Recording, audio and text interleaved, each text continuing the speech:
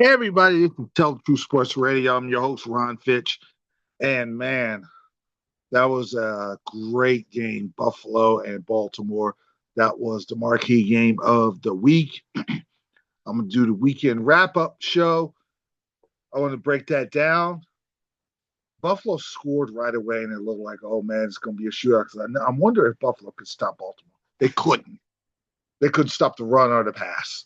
So they're doing both up and down the field 10-7, then they got to 17-7, and then it got all the way to now every time Baltimore scored, Buffalo would respond with a field goal or touchdown.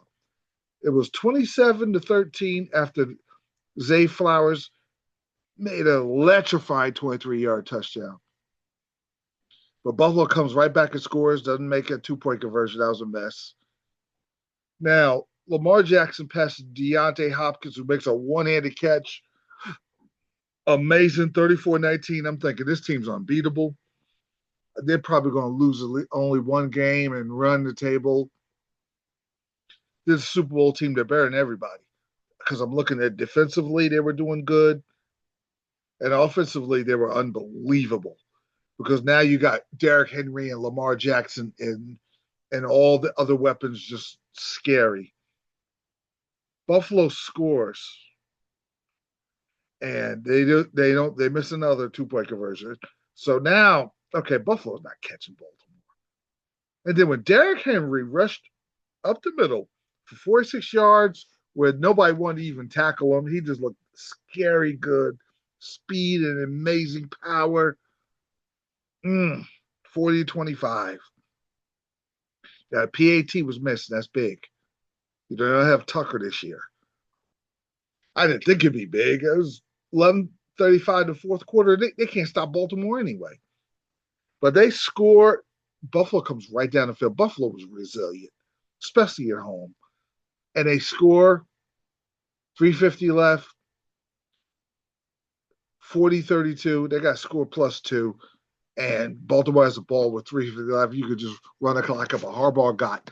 This is where Harbaugh was a big reason they lost, being conservative.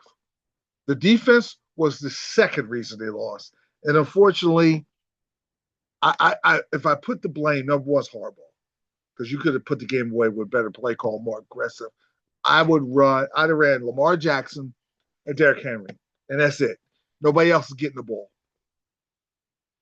But they didn't. And then Derrick Henry fumbles, so he's third. But I'm not. The way he played, I'm not putting blame on him. And Buffalo scores, and they do not get because Derrick Henry had 169 yards and 18 carries, and Lamar Jackson had 70 yards rushing, plus 14 of 19, 209 passing with two TDs.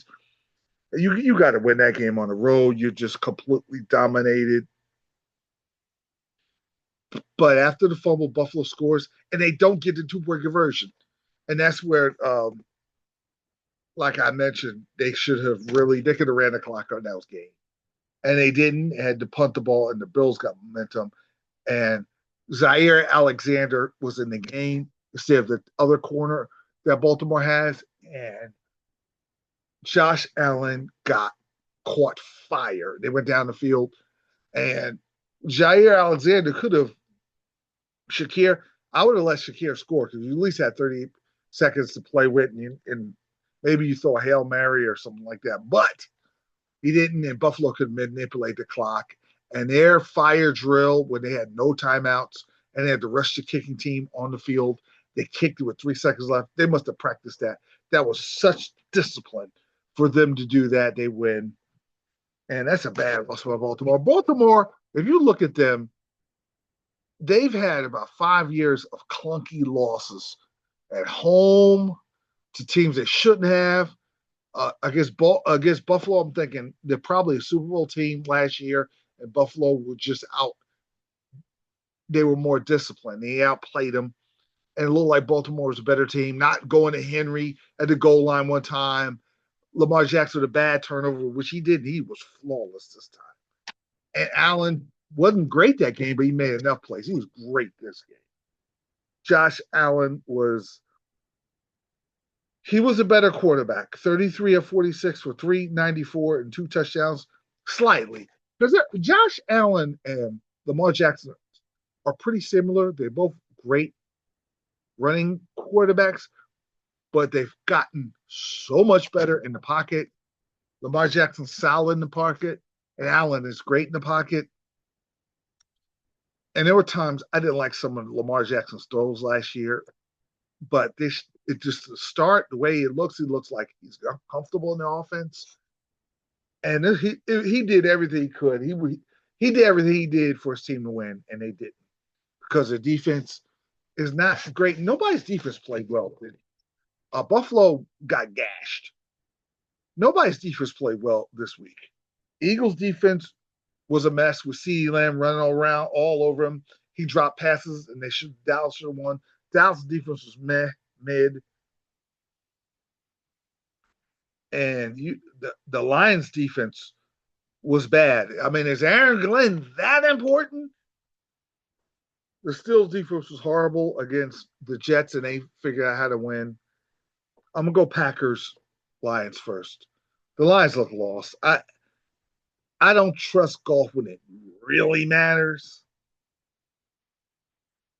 I trust them to be solid in regular season, but when they're not running and they're not on a schedule, he looks like a mess. And you saw that in the Washington game where he was just imploded in the playoffs. Then they played Green Bay when he was on the Rams. He didn't look great. I wonder if there's a plateau for Jared Goff because he's going to have great. The Lions are going to be fine. They're going to win their share of games, but they looked a mess because Green Bay and Parsons is perfect because Parsons is not the franchise. Parsons is just a piece with the defensive puzzle they have, and he fits well. And it looks like there's symmetry with him and the defense and the team. Josh Jacobs is a factor because he's a power runner. He can catch the ball backfield. Jordan Love looks solid. And this was a very impressive first game win. And the Packers are trying to send the message, we are the contenders. We're the team. The Rams won, and they look pretty good against the Texans. The Rams, the Packers, I don't know if they're about the Lions, Washington, and Philadelphia. And it comes down to defense. Now, my last game I'm going to talk about, and I'll break down how the NFL looked, is the Jets and the Steelers. The Steelers offensive line, and meh. They did enough for Aaron. Aaron was great. And Aaron, when I heard the reports that Aaron was just throwing amazing balls, I said, okay, I think he still got it. And he showed that he did. And I know he got revenge on the Jets. But they ran the ball in the second half okay. The Jets ran all over Pittsburgh. And this is what made me, as a fan of the team, nervous because the last 4 years, they've been a donut. Very good around the perimeters, lousy up the middle. Now, Hayward's a little older, so I'm not going to get on him, but their interior defense, that I want to see more out of Queen. I want to see more physicality when it comes to stopping the run, and I didn't see it. Brees Hall ran crazy. Now, Baltimore's defense was terrible, but Baltimore, if you lined up Baltimore and the Jets, you switched it. Brees Hall's not running wild on Baltimore. Baltimore, their issues is secondary other than Hamilton. Hamilton's the best safety in the NFL. But then I'm not crazy about their secondary and their coverage, and their pass rush is okay. But you're not running on Baltimore consistently. Brees Hall would have never did that against Baltimore. So certain defenses are lousy for different reasons. And the Steelers, their only chance of making the playoffs, their only chance of getting one playoff win is if the lines of scrimmage get shored up. And I'm going to see against Seattle. If they're still having Seattle they're not that great this year. If they struggle with Seattle and they're getting beat up by on the line of scrimmage by a less than talented Seattle team, and Kenneth Walker's running wild, getting like $179 or something like that, that would concern me. If they control the line of scrimmage and take care of business. Aaron Rodgers is going to be fine. I mean, the weapons will be fine, but the lines of scrimmage have to be. You can't win. Look at Kansas City. They had an almost dream season till the end with the offensive line, which is maybe lousier than Pittsburgh's. Pittsburgh, I see some talent, but Jones looks really lousy. The left tackle, in KC's left tackle's worse, and KC imploded in the Super Bowl because the whole offensive line got ran over, where there was no resistance from their line of scrimmage. The lines of scrimmage is important. You got to win that first, and then your weapons can take hold offense and defense, your pass rush, or your ability to throw the ball and run the ball. You got to have the line of scrimmage controlled if you want to win a Super Bowl. And I hope teams understand that.